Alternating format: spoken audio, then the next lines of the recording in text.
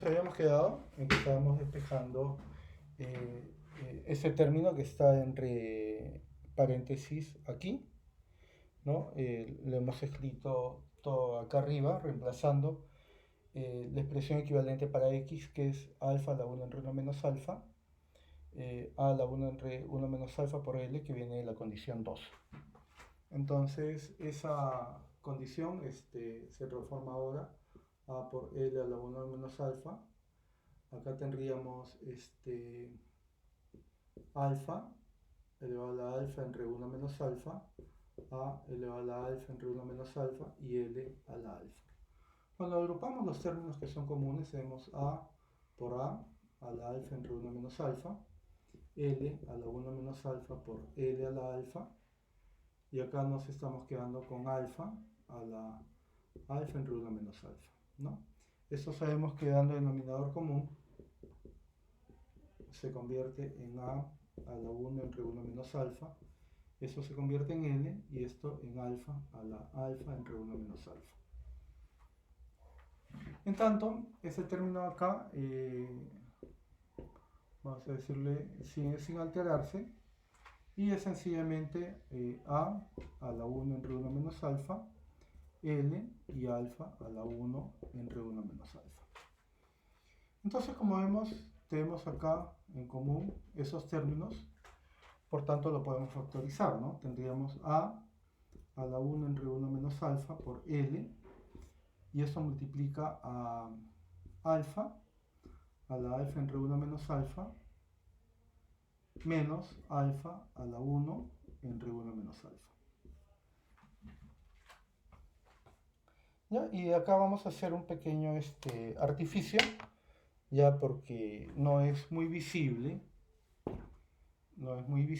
que el término, uy, lo había borrado, después lo vuelvo a escribir, ya no es muy visible que el término alfa a la alfa entre 1 menos alfa es equivalente a alfa a la 1 entre 1 menos alfa por alfa a la menos 1.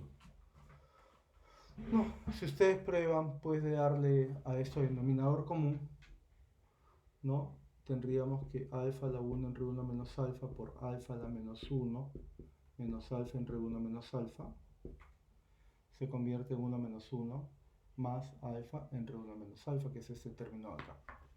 Entonces, si ello ocurre, yo veo que puedo factorizar también el término alfa a la 1 entre 1 menos alfa aquí y aquí, ¿no? Y ahora me queda a la 1 entre 1 menos alfa por l por alfa a la 1 entre 1 menos alfa, y acá me está quedando alfa a la menos 1 menos 1. Pero alfa a la menos 1 es sencillamente 1 sobre alfa, ¿no? Y eso lo íbamos a reemplazar en la expresión que me decía c punto entre c era igual a 1 entre phi, ¿no? Y todo lo que estaba entre paréntesis se convertía finalmente en a la 1 entre 1 menos alfa, l alfa a la 1 entre 1 menos alfa, y eso multiplica a 1 entre alfa menos 1 menos rho, y todo eso dividido entre teta.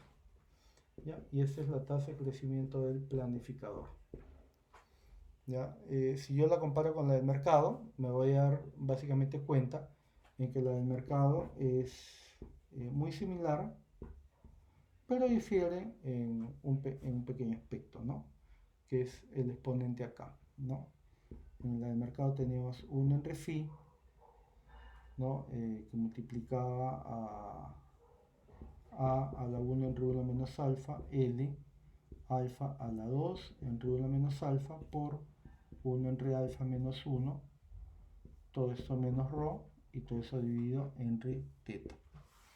Entonces, como alfa es menor a 1, alfa elevado a la 2 entre 1 menos alfa va a ser menor que esta de acá, por tanto la tasa de crecimiento del planificador va a ser mayor a la del mercado.